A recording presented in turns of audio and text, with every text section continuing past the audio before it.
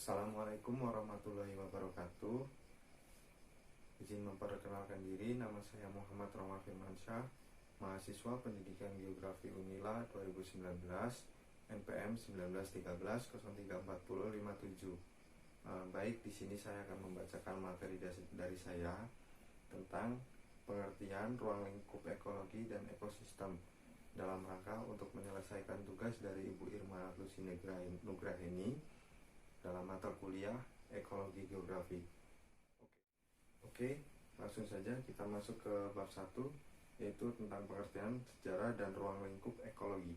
Yang pertama atau A, pengertian ekologi. Dalam kehidupan sehari-hari, terutama di daerah pedesaan, tentunya Anda sering melihat petani sedang mencangkul lahan, membajak, menanam, mengairi sawah, memupuk, dan kegiatan lainnya. Kegiatan petani ini sebetulnya telah dilakukan jauh beberapa abad yang lalu. Secara tidak langsung mereka sudah mengetahui adanya hubungan antara tanaman dengan tanah, tanaman dengan air, tanaman dengan unsur hara, dan lain sebagainya. Apa yang dilakukan petani tersebut sebenarnya sudah mengaplikasikan tentang ekologi. Jadi, aplikasi ekologi sebenarnya telah dilakukan manusia jauh sebelum istilah ekologi itu sendiri diperkenalkan oleh pakar ekologi. Ekologi dikenal sebagai ilmu yang mempelajari hubungan timbal balik antara makhluk hidup dengan lingkungannya. Makhluk hidup dalam kasus pertanian adalah tanaman, sedangkan lingkungannya adalah berupa air, tanah, unsur hara, dan lain-lain. Kata ekologi berasal dari dua kata dalam bahasa Yunani, yaitu oikos dan logos. Oikos sendiri artinya rumah atau tempat tinggal, sedangkan logos artinya yaitu ilmu pengetahuan. Jadi semua tentang ekologi yaitu artinya ilmu yang mempelajari organisme di tempat tinggalnya. Umumnya yang dimaksud dengan ekologi adalah ilmu yang mempelajari hubungan timbal balik antara organisme atau kelompok organisme dengan lingkungannya. Kata ekologi pertama kali diperkenalkan oleh Ernest Haeckel, seorang ahli biologi Jerman pada tahun 1866. Beberapa pakar biologi pada abad ke-18 dan 19 juga telah mempelajari bidang-bidang yang kemudian termasuk dalam ruang lingkup ekologi. Misalnya Anthony van Leeuwenhoek yang terkenal sebagai pioner penggunaan mikroskop, juga pioner dalam studi mengenai rantai makanan dan regulasi populasi. Bahkan jauh sebelumnya Hippocrates, Aristoteles, dan filsuf Yunani telah menulis beberapa materi yang sekarang termasuk dalam bidang ekologi.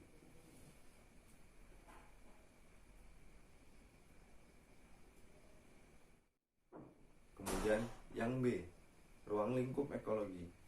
Setiap ilmu memiliki batas-batas wilayah studi. Perlu dimaklumi bahwa batas wilayah kerja suatu ilmu umumnya bertumpang tindih dengan batas-batas wilayah kerja dari ilmu-ilmu lain.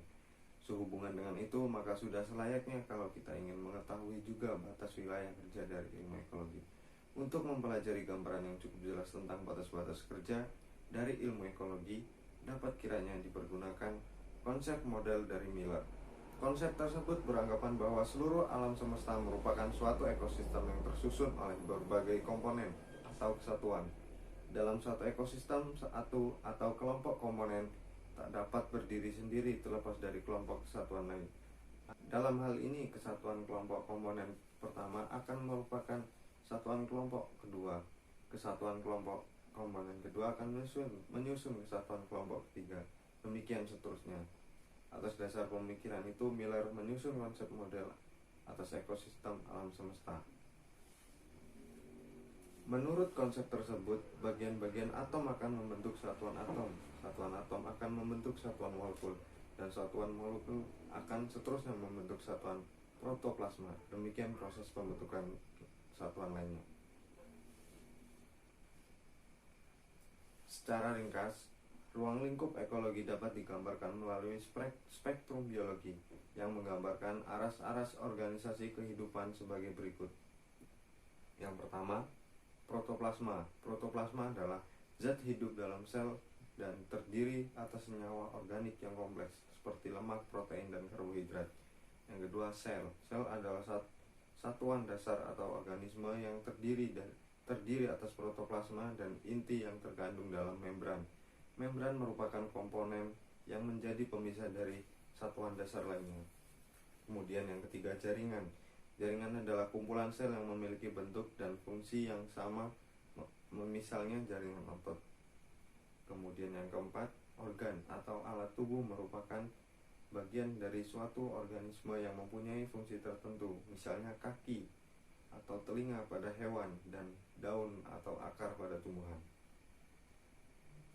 Kemudian sistem organ adalah kerjasama antar struktur dan fungsi harmonis seperti kerjasama antar mata dan telinga, antara mata dan tangan, dan antara hidung dengan tangan. Kemudian yang selanjutnya yaitu organisme. Organisme adalah suatu benda hidup, jasad hidup atau makhluk hidup. Kemudian di atasnya lagi yaitu populasi, yaitu kelompok organisme yang sejenis yang hidup dan beranak pada suatu daerah tertentu. Kemudian di atasnya lagi yaitu ada komunitas. Komunitas adalah semua populasi dari berbagai jenis organisme yang menempati suatu daerah tertentu. Kemudian berikutnya ekosistem, yaitu tatanan kesatuan secara utuh menyeluruh antara segenap unsur lingkungan yang saling mempengaruhi. Ekosistem merupakan suatu hubungan timbal balik yang kompleks antara makhluk hidup dengan lingkungannya, baik yang hidup maupun yang tak hidup, yang secara bersama-sama membentuk suatu sistem ekologi. Kemudian yang paling tinggi yaitu adalah biosfer, yaitu lapisan bumi tempat ekosistem beroperasi. Lapisan biosfer kira-kira 9.000 meter di atas permukaan bumi, beberapa meter di bawah permukaan tanah, dan beberapa ribu meter di bawah permukaan laut. Studi ekologi tumbuhan dan hewan dikelompokkan menjadi dua, yaitu autekologi dan sinekologi. Autekologi merupakan studi hubungan timbal balik atau suatu jenis organisme dengan lingkungannya yang pada umumnya bersifat eksperimental dan induktif. Kemudian yang sinekologi merupakan studi dari kelompok organisme sebagai suatu kesatuan yang lebih bersifat filosofis, deduktif, dan umumnya deskriptif. Contohnya studi autekologi adalah ekologi tikus yang diberi perlakuan tertentu, misalnya sebagian ruang geraknya terbatas, sebagian yang lain ruang yang geraknya terbatas, lalu diukur perkembangan otaknya setelah waktu tertentu dan dibandingkan satu sama lain. Kemudian contoh dari studi sinekologi adalah ekologi hutan hujan tropis yang mengkaji berbagai jenis tumbuhan yang ada, populasi masing-masing jenis, kerapatan, persatuan luas, fungsi berbagai tumbuhan yang ada, dan lain sebagainya. Kemudian yang ketiga yaitu kedudukan dan perkembangan ekologi. Sebagai bagian dari biologi, ekologi merupakan bagian dasar. Ekologi sejajar dengan bagian dasar yang lain, misalnya biologi molekuler, biologi perkembangan, genetika, fisiologi, dan morfologi. Ekologi mengalami perkembangan sejalan dengan perkembangan ilmu dan teknologi. Perkembangan ekologi mempengaruhi ilmu yang lain, demikian juga perkembangan ilmu yang lain mempengaruhi ekologi. Seperti yang telah dijelaskan sebelumnya bahwa ekologi berasal dari kata oikos yang artinya rumah dan logos yang artinya ilmu. Secara harfiah, ilmu ekologi adalah suatu ilmu yang mempelajari tata rumah atau tata rumah tangga manusia. Lambat laun, bidang ilmu penelitian ekologi tidak terbatas pada manusia dan lingkungannya, tetapi penelitian juga meluas sampai pada penelitian atas semua jasad hidup dan lingkungannya. Ilmu teknologi dalam menganalisis tata lingkungan mempergunakan konsep model lingkaran. Lingkaran yang melukiskan proses rumah tangga lingkungan lazim dikenal dengan nama lingkaran energi, materi, informasi. Ekologi modern memusatkan perhatian pada konsep ekosistem. Konsep ini menyangkut beberapa asas dasar yang nanti akan diuraikan pada kegiatan belajar atau modul-modul berikutnya. Penggunaan konsep ekosistem menuju kepada pendekatan baru, yaitu pendekatan sistem. Pendekatan ini meliputi penggunaan model-model matematika yang antara lain digunakan untuk menjelaskan secara lebih sederhana suatu ekosistem, atau dapat pula untuk meramal atau menduga perubahan-perubahan yang akan terjadi pada masa yang akan datang. Bahkan dalam perencanaan pembangunan dapat diperkirakan dampak-dampak yang akan terjadi pada suatu ekosistem, sehingga dapat direncanakan pula bagaimana mengelimir dampak negatif yang akan terjadi. Jadi, untuk kesimpulan pada bab 1 tadi, yaitu aplikasi dari ekologi sudah dilakukan oleh petani jauh sebelum istilah ekologi diperkenalkan. Istilah ekologi mulai diperkenalkan pada tahun 1866 oleh Ernst Haeckel. Ekologi berasal dari kata dari bahasa Yunani, yaitu oikos dan logos. Ekologi sering juga diartikan sebagai ilmu yang mempelajari hubungan timbal balik antara makhluk hidup dengan lingkungannya. Bahkan ada yang mengatakan ilmu yang mempelajari rumah tangganya makhluk hidup. Studi dalam bidang-bidang yang termasuk dalam ruang lingkup ekologi telah dilakukan oleh para pakar. Kemudian, ekologi merupakan cabang biologi dan merupakan bagian dasar dari biologi.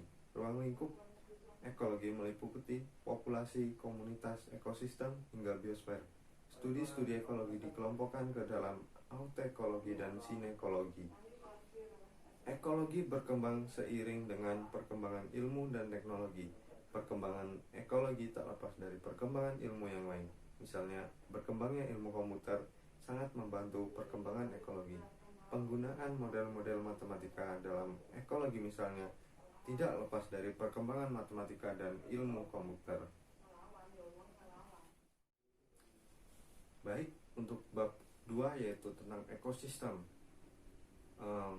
Yang pertama, pengertian dan definisi ekosistem.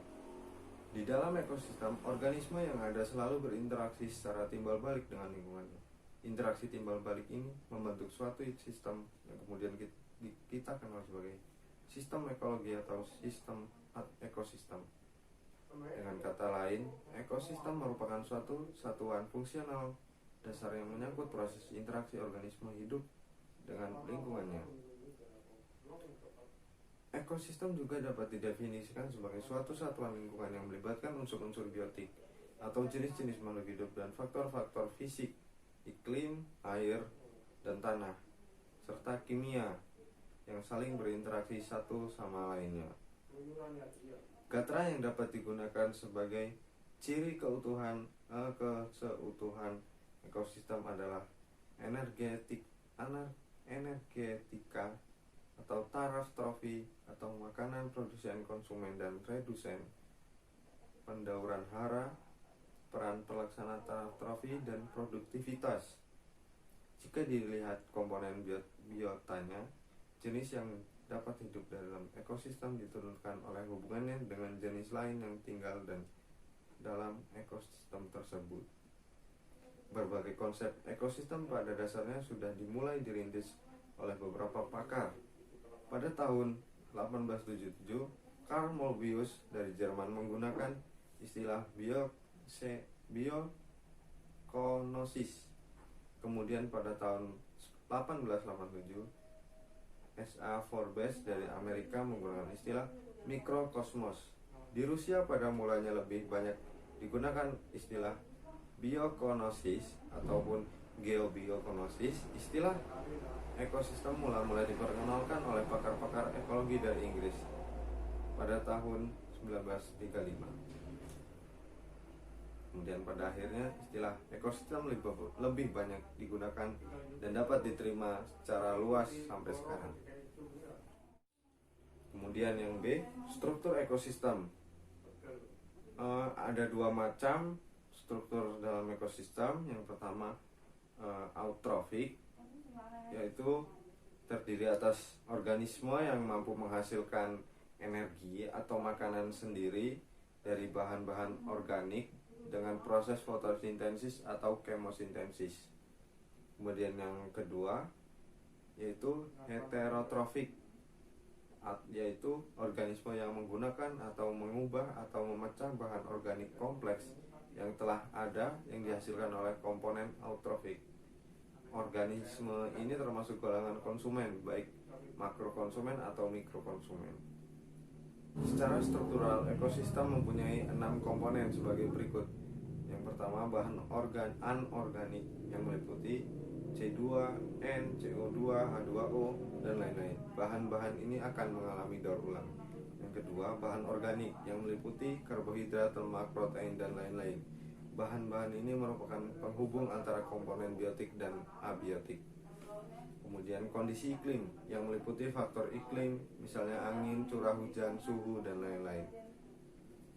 Kemudian yang keempat, produsen adalah organisme autotrof, terutama tumbuhan berhijau atau berklorofil. Organisme-organisme ini mampu hidup hanya dengan bahan organik karena mampu menghasilkan energi makanan sendiri, misalnya dengan fotosintesis. Kemudian makrokonsumen adalah organisme heterotrof, terutama hewan-hewan seperti kambing, ular, serangga, dan udang. Organisme ini hidup tergantung pada organisme lain dan hidup dengan makanan materi organik. Kemudian mikrokonsumen adalah organisme heterotrof, saprotrof, dan asmotrof, terutama bakteri dan fungi. Materi organik, mereka inilah yang memecah materi organik yang berupa sampah dan bangkai, menguraikannya sehingga terurai menjadi unsur-unsur bahan anorganik. Kelompok ini juga disebut organisme pengurai atau dekomposer. Secara fungsional, ekosistem dapat dipelajari menurut 6 proses yang berlangsung di dalamnya, yaitu lintasan atau aliran energi, kemudian rantai makanan, kemudian pola keragaman berdasar waktu dan ruang, kemudian daur ulang, kemudian perkembangan dan evolusi, dan yang terakhir pengendalian atau sibernetika. Kemudian yang C atau yang ketiga yaitu tipe ekosistem. Pada dasarnya Indonesia terdapat 4 kelompok ekosistem utama. Yang pertama ekosistem bahari, kemudian darat alami, kemudian suksesi, dan yang terakhir ekosistem hutan. Yang pertama ekosistem bahari dapat dikelompokkan lagi ke dalam ekosistem yang lebih kecil lagi, yaitu ekosistem laut dalam, pasir dangkal, terumbu karang, pantai batu, dan lain sebagainya. Kemudian ke kelompok ekosistem darat alami, yaitu seperti vegetasi tanah, vegetasi pegunungan, dan vegetasi monsun. Vegetasi pamah merupakan bagian terbesar hutan dan mencakup kawasan yang paling luas di Indonesia, terletak pada ketinggian 0 sampai 1000 meter. Kemudian pegunungan sangat beraneka ragam dan sering menunjukkan peminat. Kemudian vegetasi pegunungan sangat beraneka ragam dan sering menunjukkan pemintakan yang jelas sesuai dengan pemintakatan flora yang berlaku untuk semua kawasan tropik. Vegetasi pegunungan dapat diklasifikasi menjadi hutan pegunungan, padang rumput, vegetasi terbuka pada lereng berbatu, vegetasi rawa, gambut, dan danau. Kemudian vegetasi monsun terdapat di daerah yang beriklim kering musiman dengan Ki lebih dari 33,3% dan evapotranspirasi melebihi curah hujan yang umumnya kurang dari 1.500 mm per tahun. Kemudian yang ketiga yaitu kelompok ekosistem suksesi, yaitu ekosistem yang berkembang setelah terjadi perusakan terhadap ekosistem alami yang terjadi karena peristiwa alami maupun karena kegiatan manusia, atau bila ekosistem buatan tidak dirawat lagi dan dibiarkan berkembang sendiri menurut kondisi alam setempat.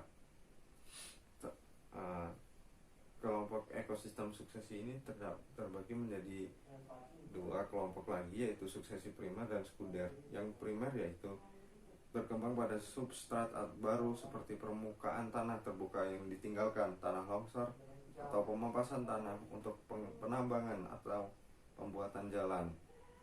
Kemudian suksesi sekunder berkembang setelah ekosistem alami rusak total, tetapi tidak berbentuk substrat baru yang akibatnya khususnya oleh kegiatan manusia, seperti penebangan hutan habis-habisan dan pembakaran.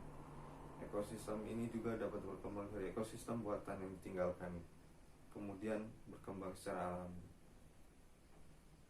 Yang keempat yaitu ekosistem buatan. Ekosistem buatan ini seperti danau, hutan, tanaman, terus agrokosistem, sawah, rawa, pasang surut, kebun, kolam, dan lain sebagainya. Kemudian yang terakhir, contoh ekosistem. Yang pertama, ekosistem kolam. Kolam merupakan salah satu contoh ekosistem yang sederhana sehingga mudah dipelajari dan sangat sesuai untuk diperkenalkan kepada pemula. Dalam suatu kolam kita dapat mengamati komponen-komponen sebagai berikut. Yang pertama, komponen abiotik. Komponen abiotik yaitu yang seperti CO2, O2, garam, fosfat, amino, dan lain-lain. Kemudian produsen di dalam kolam meliputi tumbuhan berakar atau mengapung. Kemudian fitoplankton atau biasanya alga merupakan produsen utama di perairan. Kemudian makrokonsumen terdiri dari beberapa jenis hewan, misalnya larva, serangga, udang, dan ikan. Kemudian saprotof atau organisme pengurai, diantaranya yaitu bakteri akuatik, flagellata, dan fungi. Kemudian selain ekosistem kolam, terdapat juga ekosistem padang rumput. Ekosistem padang rumput merupakan suatu contoh ekosistem daratan. Salah satu perbedaan yang mencolok antara ekosistem perairan dengan daratan adalah pada produsen. Di perairan, produsen utamanya adalah fitoplankton yang berukuran mikroskopik. Produsen di perairan adalah tumbuhan air yang tubuhnya kecil, lemah, tanpa jaringan penguat sehingga biomasanya kecil.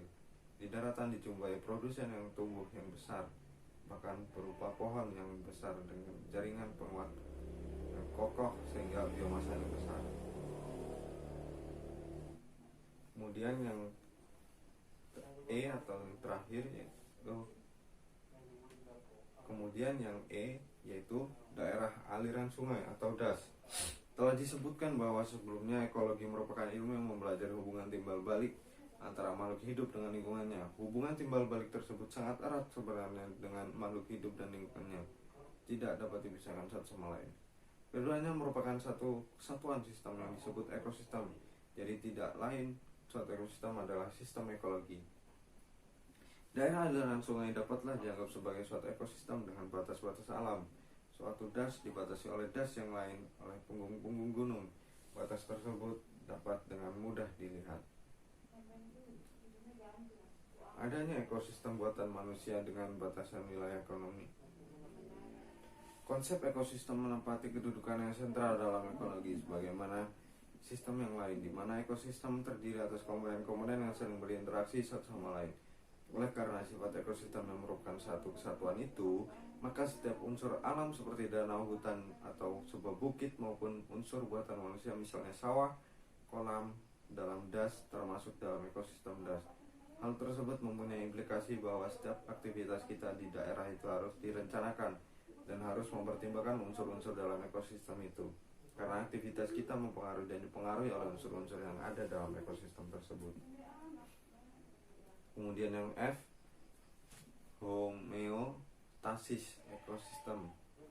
Setiap ekosistem mampu menjaga dan mengendalikan dirinya sendiri dari gangguan yang berasal dari luar, termasuk komponen-komponen biotik maupun abiotik yang ada di dalamnya. Komponen ekosistem mempunyai kemampuan untuk menangkal berbagai perubahan ataupun gangguan yang di dalamnya sehingga terjagalah keseimbangan yang ada di dalamnya. Keseimbangan inilah yang disebut homeostatis ekosistem. Mekanisme homeostatis ini sangat rumit dan menyangkut banyak faktor mekanisme, termasuk di dalamnya adalah mekanisme penyimpanan bahan materi, pelepasan unsur hara, pertumbuhan populasi, produksi, dan penguraian atau dekomposisi.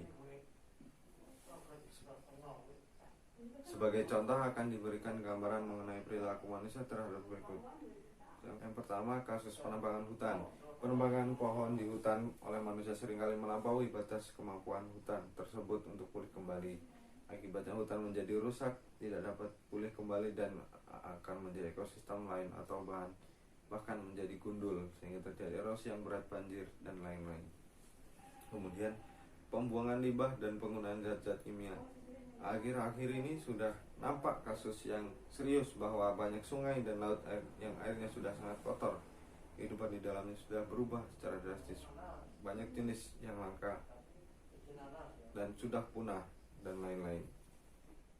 Baik, pada bab 2 ini kesimpulannya yaitu istilah ekosistem pada mulanya diperkenalkan oleh A.G. Tanske pada tahun 1935. Sebelumnya jelas digunakan istilah lain yaitu biokoenosis dan mikrokosmos. Ekosistem merupakan satuan fungsional dasar yang menyangkut proses interaksi interdependensi organisme hidup dengan lingkungan mereka.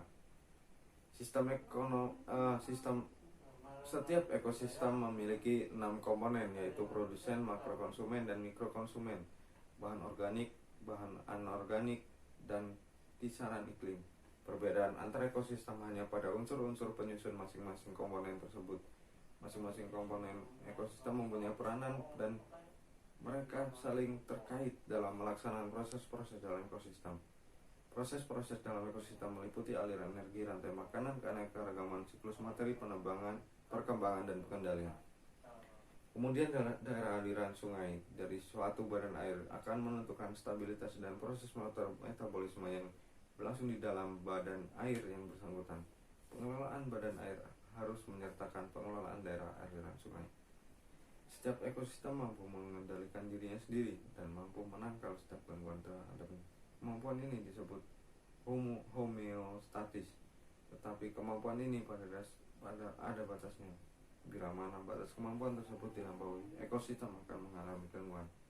Pencemaran lingkungan merupakan salah satu bentuk gangguan ekosistem. Akibat terlampunya kemampuan homeostatis. Baik, demikianlah yang dapat saya sampaikan. Kurang lebihnya mohon maaf. Terima kasih atas perhatiannya dan wassalamualaikum warahmatullahi wabarakatuh.